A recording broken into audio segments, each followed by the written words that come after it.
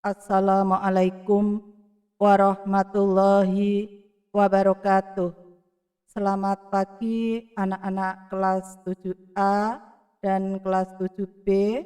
Apa kabar? Kabar baik? Alhamdulillah.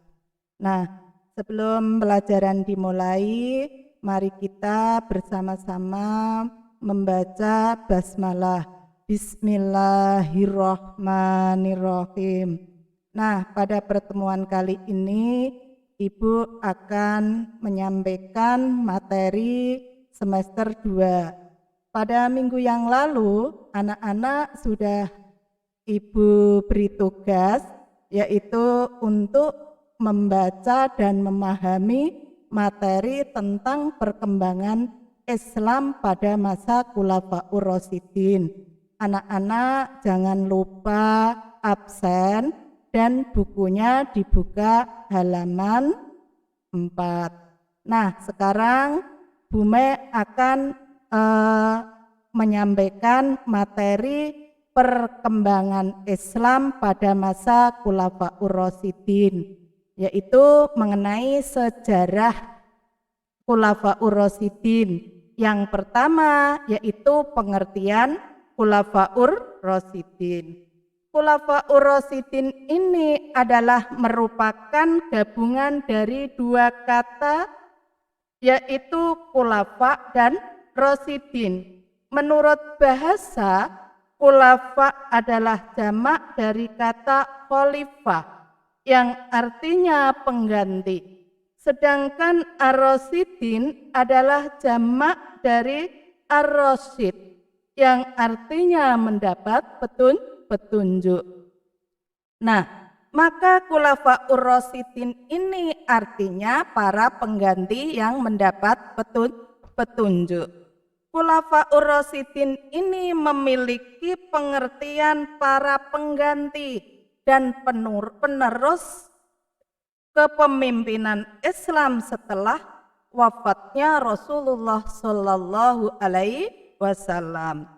Istilah Khulafaur Rasyidin ini diberikan kepada para sahabat Nabi yang terpilih menjadi pengganti Rasulullah Shallallahu Alaihi Wasallam. Setelah wafat dan bukan sebagai Nabi atau Rasul, maka Khulafaur Rasyidin ini termasuk generasi terbaik pada zaman Rasulullah, seperti hadis Nabi Muhammad tentang sebaik-baik zaman. Khulafaur Rasyidin ini terdiri dari 4. Yang pertama yaitu Abu Bakar As-Siddiq, yang kedua Umar bin Khattab, yang ketiga Utsman bin Affan, yang keempat yaitu Ali bin Abi Thalib.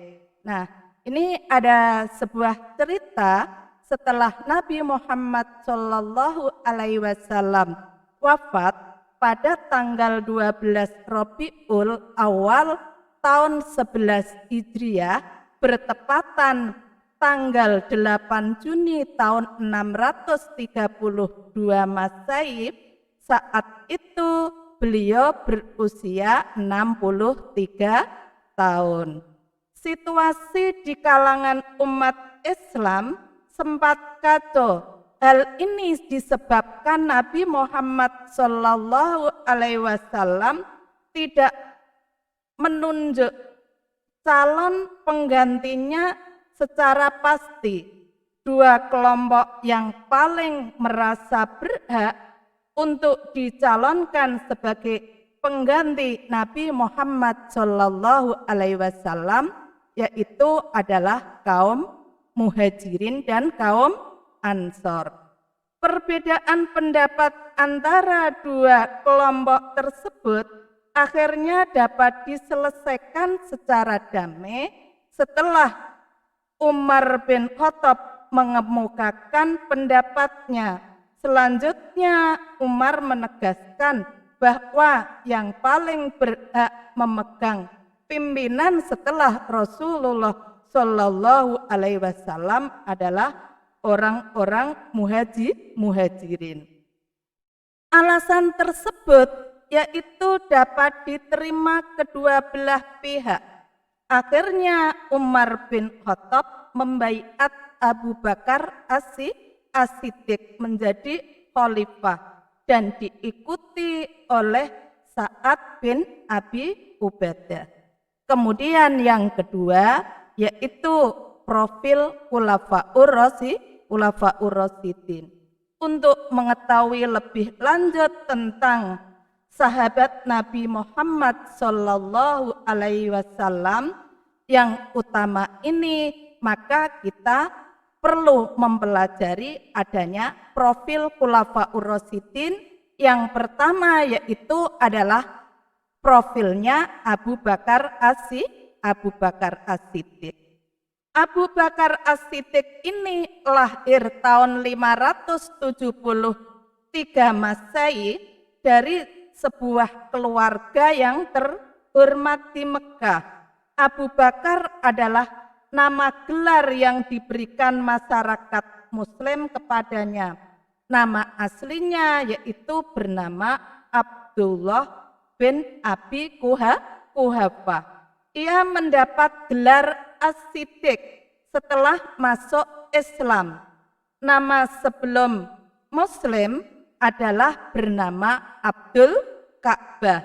Ibunya bernama Salma bin Ummu Khair, yaitu anak paman Abu Quhafah.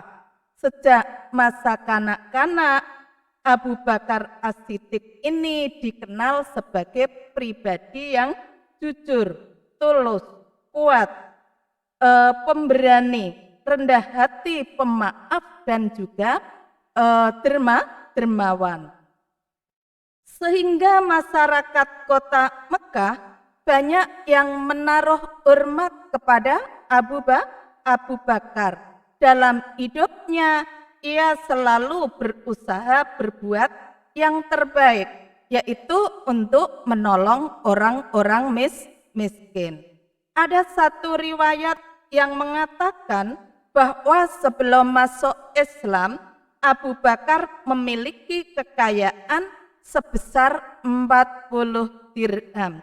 Tetapi setelah masuk Islam dan menjadi pengikut setia, harta kekayaannya yang selalu di situ harta kekayaannya berubah menjadi 5.000 dirham. Ini terjadi karena semua hartanya dibelanjakan ke jalan Allah. Selain itu, harta yang dimilikinya banyak diberikan kepada fakir miskin dan dipergunakan untuk menolong orang-orang yang lemah, orang-orang yang tertindas. Misalnya dipergunakan untuk membeli budak atau hamba sahaya yang berusaha mempertahankan keyakinannya, lalu dibebaskan. Seperti siapa cah? Yaitu seperti Bilal bin Rabah. Bilal bin Rabah ini ketika masuk Islam banyak dianiaya oleh orang-orang kafir Quraisy. Kemudian selanjutnya Abu Bakar ini adalah orang pertama yang masuk Islam dari kalangan dewasa. Abu Bakar berhijrah bersama Rasulullah Sallallahu Alaihi Wasallam ke Madinah, menemani di dalam Gua Sur selama 3 hari. Kisah itu diabadikan dalam Al-Quran yang berbunyi, illa tansuru faqad nasarallahu idza akhrajahul ladina kafaru thaniyasnaini idhuma fil ghari id yaqulu li sahibihi la tahzan innallaha ma'ana. Artinya, jika kamu tidak menolong Muhammad, sesungguhnya Allah telah menolongnya, yaitu ketika orang-orang kafir mengusirnya dari Mesir, sedangkan dia salah seorang dari 2 orang ketika Keduanya berada di gua ketika itu. Dia berkata kepada sahabatnya, "Jangan engkau bersedih. Sesungguhnya Allah bersama kita." Terdapat dalam surah At-Taubah ayat 40. Kemudian beliau ini dijuluki As-Siddiq karena beliau adalah lelaki pertama yang membenarkan dan beriman kepada Nabi Muhammad Sallallahu Alaihi Wasallam. Telah menamai beliau dengan As-Siddiq sebagaimana diriwayatkan dalam Sahih Bukhari yang berbunyi, Bismillahirrahmanirrahim. An Anis bin Maliki radhiyallahu anhu annan nabiyya sallallahu alaihi wasallam so'ada ahdan wa Abu Bakrin wa Umara wa Utsman wa farakha bihi faqala anabtu Uhud fa innama alaika nabiyyu wa saddiqa wa syahidani. Artinya dari Anas bin Malik radhiyallahu anhu bahwa Nabi Muhammad sallallahu alaihi wasallam menaiki Gunung Uhud bersama Abu Bakar, Umar, Utsman. Gunung Uhud berguncang. Nabi lalu bersabda, "Diamlah Uhud, di atasmu ada Nabi As-Siddiq," yaitu Abu Bakar ya As-Siddiq itu, dan 2 orang syuhada. Siapa? Umar dan Utsman. Selama di Mekah, peranan beliau sangat besar untuk membantu Nabi Muhammad Sallallahu Alaihi Wasallam dalam menyebarkan Islam. Lewat dakwah beliau adalah beberapa dari kalangan bangsawan Quraisy yang masuk Islam seperti Utsman bin Affan, Zubair bin Awam, Abdurrahman bin Auf, A'ad bin Abi Qas, Tolhah bin Ubaidillah, Abu Ubaidillah bin Jarrah, Al-Arqam bin Abil Arqam. Nah, beberapa keutamaan dari pribadi Abu Bakar. Yang pertama, orang pertama masuk Islam yang senantiasa setia menemani Rasulullah Shallallahu Alaihi Wasallam kemanapun. Yang kedua, dikenal sebagai orang yang dermawan. Yang ketiga, sebagai penerus iman dan guru setelah Rasulullah Shallallahu Alaihi Wasallam wafat. Kemudian yang kedua, profil Umar bin Khattab.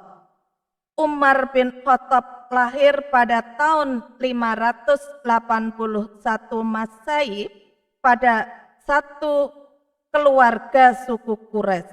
Ayahnya bernama Naufal bin Abdul Uzza al-Quraisy dan berasal dari suku Bani Adi.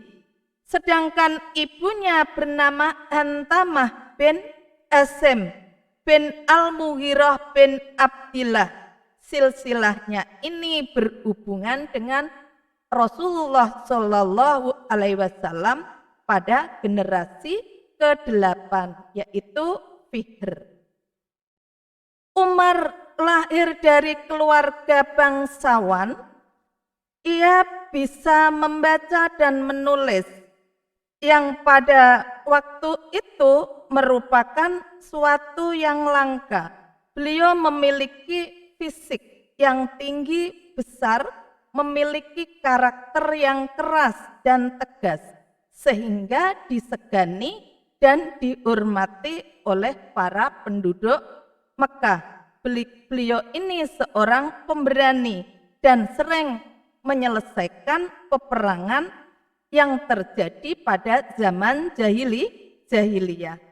Sebelum masuk Islam, Umar melakukan adat istiadat jahiliyah, antara lain pernah mengubur putrinya hidup-hidup dan seorang peminum berat. Beliau sangat memusuhi dan membenci Islam. Rasulullah Shallallahu Alaihi Wasallam kemudian memohon kepada Allah Subhanahu Wa Taala untuk mengislamkan salah satu Umar. Permohonan Rasulullah Shallallahu Alaihi Wasallam ketika itu dikabulkan oleh Allah dengan Islamnya Umar bin Khattab. Sejak itu Rasulullah Shallallahu Alaihi Wasallam dan kaum muslimin tidak perlu beribadah dan berdakwah secara sembunyi-sembunyi lagi. Bahkan di saat kaum muslim melakukan hijrah secara diam-diam, Umar bin Khattab melakukannya secara terbuka. Ia mengucapkan kata-kata yang sangat terkenal. Ketahuilah, besok saya akan hijrah meninggalkan kota Mekah. Barang siapa yang anaknya ingin menjadi yatim atau istrinya ingin menjadi janda, silahkan menghalangi saya. Peristiwa Islamnya Umar bin Khattab sangat istimewa. Suatu hari Umar mencari Nabi Muhammad Shallallahu Alaihi Wasallam, yaitu ingin membunuhnya. Tengah perjalanan beliau mendapat berita bahwa adiknya yang bernama Fatimah masuk Islam. Umar ini mendengar adiknya masuk Islam, beliau marah sekali dan pergi ke rumah adiknya untuk membuktikan kabar tersebut. Ketika dia tiba di rumah adiknya, ia mendengar adiknya sedang membaca beberapa ayat Al-Quran. Mendengar bacaan tersebut, meminta adiknya untuk memberikan lembaran tersebut. Namun adiknya tidak memberikan bacaan tersebut. Sebelum Umar mandi terlebih dahulu. Selesai mandi, Umar menerima lembaran yang dibaca adiknya, maka bergetarlah hati Umar ketika membaca ayat-ayat pada surah At-Toha. Kemudian Umar bin Khattab pergi ke rumah Nabi Muhammad Shallallahu Alaihi Wasallam dan menyatakan keislamannya. Maka bergemalah takbir keluar dari mulut para sahabat yang hadir pada saat itu. Menurut riwayat, Umar masuk Islam setelah masuk Islamnya 40 laki-laki dan 11 perempuan, atau orang ke-52 yang masuk Islam. Namun ada yang berpendapat Umar adalah orang ke-40 yang masuk Islam.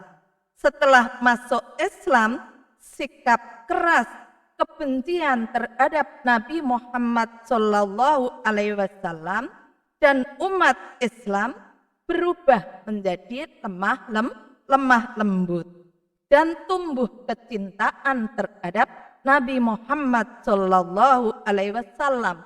Sebaliknya, sikap tegas dan keras tetap ditunjukkan jika berhadapan dengan orang-orang kafir Quraisy. Dengan watak yang tegas dan keras, Umar bin Khattab menjadi pembela utama Nabi Muhammad Shallallahu Alaihi Wasallam dari gangguan orang-orang kafir Quraisy. Hal ini menjadikan umat Islam semakin kuat dan semakin disegani oleh masyarakat. Nabi Muhammad Shallallahu Alaihi Wasallam memberi gelar, yaitu dengan sebutan Al-Faruq, yang berarti sang pembeda. Seperti dalam sebuah hadis Nabi Muhammad Shallallahu Alaihi Wasallam yang diriwayatkan oleh Ahmad, Abu Dawud, Ibnu Majah, Al-Hakim, dikatakan bahwa Nabi Muhammad Shallallahu Alaihi Wasallam bersabda, Bismillahirrahmanirrahim. Innallaha ja'alal haqqa ala lisani Umar wa qalbihi wa huwa qaruku faraqallahu bihi bayanal haqqa wal batil. Allah telah menempatkan kebenaran pada lisan dan hati Umar. Allah dengannya membedakan yang baik dan yang batil. Kemudian Umar bin Khattab memiliki pemikiran yang kritis. Dia sering memprotes kebijakan Nabi Muhammad Shallallahu Alaihi Wasallam yang dianggap tidak rasional. Misalnya tentang perjanjian Hudaybiyah yang menurut beliau merugikan umat Islam. Juga ketika Abdullah bin Ubay, tokoh munafik Madinah yang meninggal, Umar bin Khattab menyatakan tidak usah disolatkan. Menurut pendapatnya, dia dikubur langsung karena dia tokoh munafik yang selalu mengganggu dan merugikan umat Islam. Tapi Nabi Muhammad Shallallahu Alaihi Wasallam tidak melakukan hal itu sampai turun ayat surah At-Taubah pada ayat 84 yang berbunyi Bismillahirrahmanirrahim. Wala tusalla ala ahadim minhum mata abadan wala takum ala qabrihi innahum kafiru billahi wa rasulihi wa matu wa hum fasikun. Artinya, dan janganlah kamu sekali-kali menyembayangkan jenazah seorang yang mati di antara mereka. Janganlah kamu berdiri mendoakan di kuburnya. Sesungguhnya mereka telah kafir kepada Allah Subhanahu wa Ta'ala dan Rasulnya, dan mereka mati dalam keadaan fasik. Di samping memiliki daya kritis dan keras, Umar bin Khattab ini memiliki sikap yang sangat mulia, yaitu seseorang yang amat mudah menangis. Beliau mendengar lantunan ayat-ayat Al-Quran. Dia akan luluh hatinya jika dibacakan ayat-ayat Al-Quran. Seperti pada waktu meninggalnya atau pada waktu wafatnya Rasulullah Shallallahu Alaihi Wasallam, beliau merasa terguncang dan melarang siapapun yang mau memandikan jasad Nabi Muhammad Shallallahu Alaihi Wasallam. Beliau menganggap bahwa Nabi Muhammad Shallallahu Alaihi Wasallam tidak meninggal, melainkan hanya terpisah saja dengan rohnya, dan suatu saat akan kembali lagi. Kemudian Abu Bakar datang dan menyatakan bahwa barang siapa yang mau menyembah Muhammad, Muhammad sudah wafat. Tetapi barang siapa yang menyembah Allah, Allah selalu hidup dan tidak pernah mati. Kemudian Umar bin Khattab ini meninggal setelah dibunuh oleh seseorang yang bernama Abu Lu'lu'ah pada hari Rabu 4 Dzulhijjah tahun 23 Hijriah. Beliau ditusuk dengan sebilah pisau ketika beliau sedang melaksanakan sholat. Beliau wafat pada hari Rabu 25 Dzulhijjah tahun 23 Hijriah, bertepatan pada tahun 644 Masehi. Setelah wafat, jabatan khalifah dipegang oleh siapa? Utsman bin Affan. Nah, yang ketiga yaitu profil Utsman bin Affan. Utsman bin Affan ini dilahirkan pada tahun 573 Masehi pada sebuah keluarga dari suku Quraisy Bani Umayyah. Nenek moyangnya bersatu dengan nasab Nabi Muhammad Shallallahu Alaihi Wasallam pada generasi kelima. Sebelum masuk Islam, dia dipanggil dengan sebutan Abu Amr. Ia bergelar Dzun Nurain karena menikahi dua putri Nabi Muhammad Shallallahu Alaihi Wasallam. Dua putri yang dinikahi itu bernama siapa cah? Yaitu Ruqayyah dan Umi Kulsum.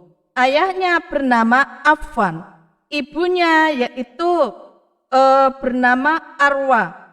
Utsman bin Affan ini kerabat dekat Abu Sufyan. Ia adalah sahabat Nabi Muhammad Shallallahu Alaihi Wasallam yang pandai membaca dan menulis.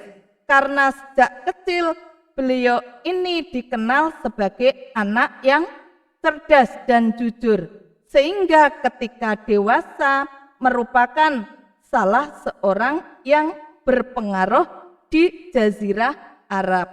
Utsman bin Affan ini masuk Islam atas ajakan Abu Bakar, salah seorang sahabat dekat-dekatnya.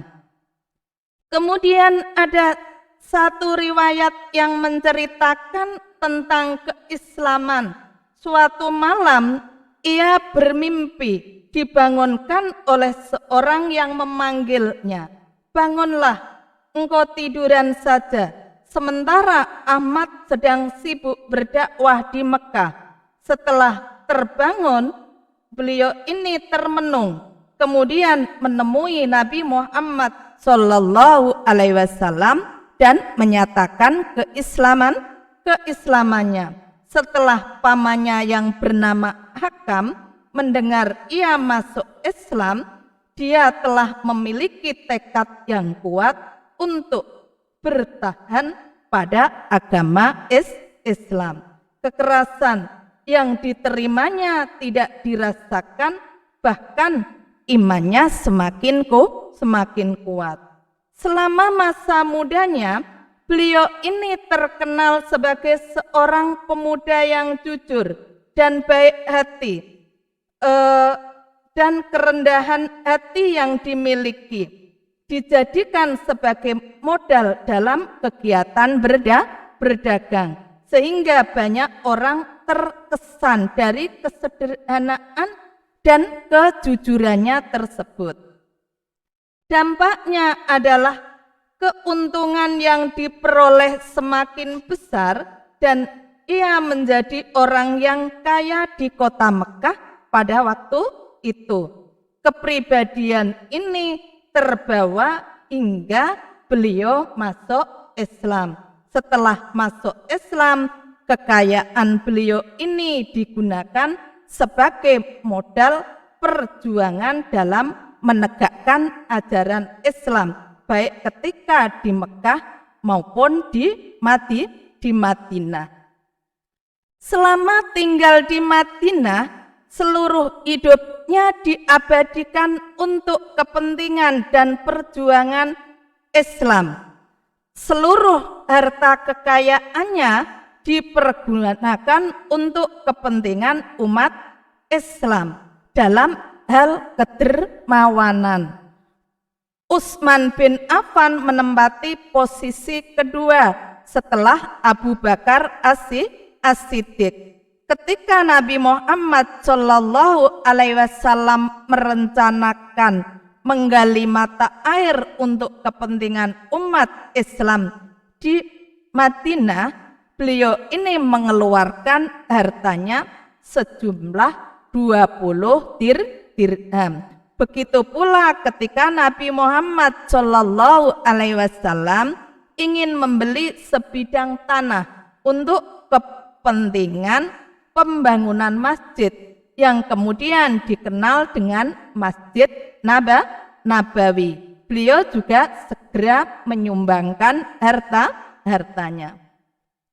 Ketika terjadi perang Tabuk, saat umat Islam menghadapi kesulitan, dana peperangan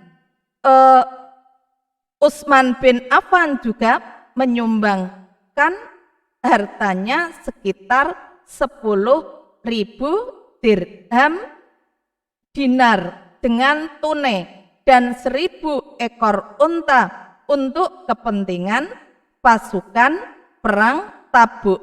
Ketika perang Badar beliau juga ikut. Kalau perang Badar tidak ikut karena istrinya yang bernama Ruqayyah sedang sakit. Namun dalam perang Uhud, Utsman bin Affan ini terlibat di dalamnya serta beberapa peperangan yang lain. Selain itu, ketika umat Islam ingin melaksanakan ibadah haji di Mekah, tetapi dilarang oleh orang-orang kafir Quraisy, ia diutus oleh Nabi Muhammad SAW sebagai delegasi umat Islam untuk menyelesaikan persoalan antara kedua belah pihak. Persoalan ini kemudian menghasilkan perjanjian Hudaybiyah. Tapi sayang dalam perjanjian ini yang tidak ikut serta karena Rasulullah memberinya izin untuk tidak ikut terlibat. Ketika Utsman bin Affan di Mekah, tersebar berita Utsman bin Affan dibunuh. Akibat berita ini, Nabi Muhammad SAW memerintahkan umat Islam untuk membaiat sumpah setia untuk membela Islam sampai titik darah penghabisan. Peristiwa ini disebut Baitur Ridwan. Pada saat Rasulullah SAW meninggal dunia, Utsman bin Affan ini berusia 58 tahun. Beliau dipercaya untuk menangani urusan kenegaraan pada masa Khalifah Abu Bakar As-Siddiq dan Khalifah Umar bin Khattab.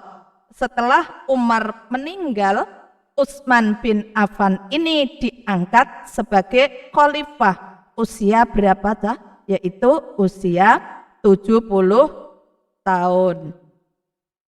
Kemudian beliau meninggal dibunuh pada hari Jumat tanggal 18 Dzulhijjah tahun 35 Hijriah ketika sedang membaca Al-Quran.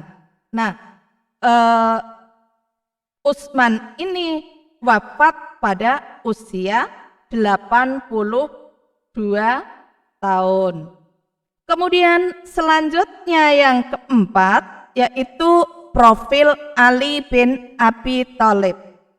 Ali bin Abi Thalib ini memiliki nama lengkap Ali bin Abi Thalib bin Abdul Muthalib bin Hisam bin Abdul Manaf.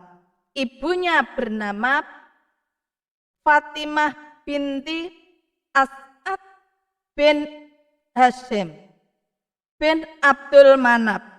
Beliau ini dilahirkan di Mekah pada hari Jumat tanggal 13 Rajab tahun 570 Masehi atau 32 tahun setelah kelahiran Nabi Muhammad SAW. Beliau tinggal bersama Nabi Muhammad SAW sejak kecil. Beliau diasuh oleh Nabi Muhammad sebagai anaknya sendiri karena kondisi ayahnya miskin, ya, karena terpautnya 32 tahun ya pantas menjadi anaknya. Beliau mendapat didikan langsung dari Nabi Muhammad Shallallahu Alaihi Wasallam sampai menjadi seorang yang berbudi tinggi dan berjiwa luhur. Ali bin Abi Thalib ini masuk Islam berusia 7 tahun. Beliau adalah anak kecil yang pertama kali masuk Islam, sebagaimana Khadijah adalah wanita pertama masuk Islam dari kalangan perempuan. Zaid bin Haritsah adalah budak yang pertama masuk Islam. Abu Bakar As-Siddiq radhiyallahu anhu adalah laki-laki merdeka yang pertama kali masuk Islam. Ali bin Abi Thalib ini mendapat panggilan Abu Turab. Abu Turab ini artinya bapaknya tanah. Dari Nabi Muhammad Shallallahu Alaihi Wasallam, Abu Turab ini adalah panggilan yang paling disenangi oleh Ali bin Abi Thalib, karena nama itu adalah kenang-kenangan dari siapa? Dari Rasulullah Shallallahu Alaihi Wasallam. Ali adalah salah seorang dari 10 sahabat yang dijamin masuk surga. Ali adalah orang laki-laki pertama masuk Islam dan pertama dari golongan anak-anak. Beliau dinikahkan dengan putri Rasulullah yang bernama Fatimah Az-Zahra. Lahir dari Fatimah itu 2 anak laki-laki yang bernama Hasan dan Husain. Nah, tentu saja Hasan dan Husain ini adalah cucu Nabi Muhammad Shallallahu Alaihi Wasallam. Saya kira anak-anak sering mendengar nama Hasan dan Husain. Peranan Ali bin Abi Thalib sangat besar. Beliau menggantikan Nabi Muhammad Shallallahu Alaihi Wasallam di tempat tidurnya ketika Nabi Muhammad Shallallahu Alaihi Wasallam mau hijrah. Beliau mempertaruhkan nyawanya karena saat itu rumah Nabi Muhammad Shallallahu Alaihi Wasallam dikepung para al-Gojo kafir Quraisy. Setelah itu dia mendapat siksaan dari orang-orang kafir Quraisy. Selain itu Ali bin Abi Thalib mendapat tugas untuk menyelesaikan urusan yang terkait dengan amanat Nabi Muhammad Shallallahu Alaihi Wasallam, sehingga beliau sempat beberapa hari tinggal dulu di Mekah.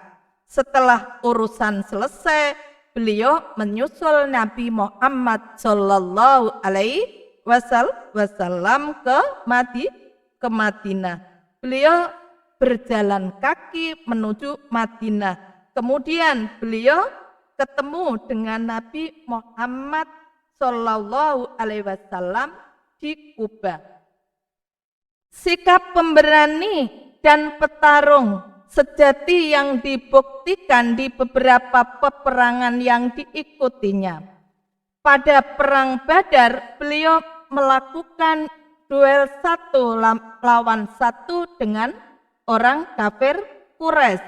Beliau berhasil membunuh musuhnya kafir Quraisy, begitu juga ketika perang Uhud.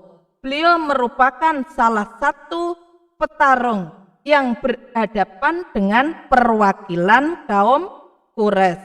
Posisi Ali bin Abi Thalib seperti Harun dengan Nabi Musa. Dalam hadis Nabi disebutkan yang berbunyi Bismillahirrahmanirrahim an Sa'id ibni Abi Waqqas qala Rasulullah sallallahu alaihi wasallam la'alli anta minna bimangzilati Haruna min Musa illa annahu la nabiyya ba'di. Muttafaqun alaih. Dari Sa'ad bin Abi Waqqas berkata, Rasulullah Shallallahu Alaihi Wasallam bersabda kepada Ali, posisi engkau di sisiku seperti posisi Harun di posisi Musa, kecuali tidak ada nabi setelahku. Muttafaqun alaih. Perang saudara pertama dalam Islam yaitu adalah perang Siffin. Pecah diikuti dengan merebahnya fitnah seputar kematian Utsman bin Affan, membuat posisi Ali sebagai khalifah menjadi sulit. Beliau meninggal di usia 63 tahun karena pembunuhan oleh Abdurrahman bin Muljam, seseorang yang berasal dari golongan Khawarij.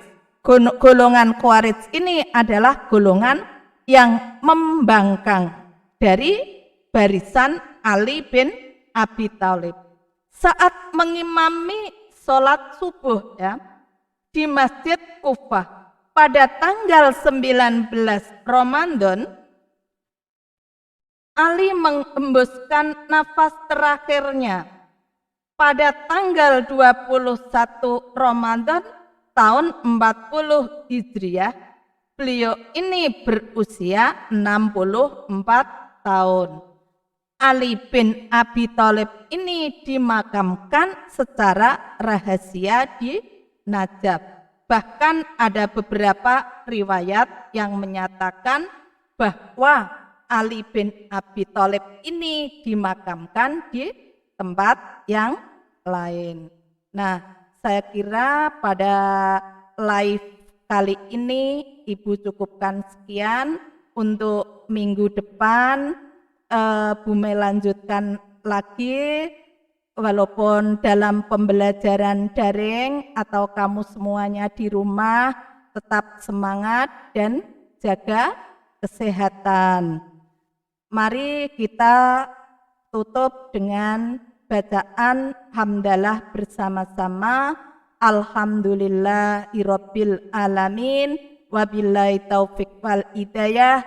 Summassalam, wassalamualaikum warahmatullahi wabarakatuh.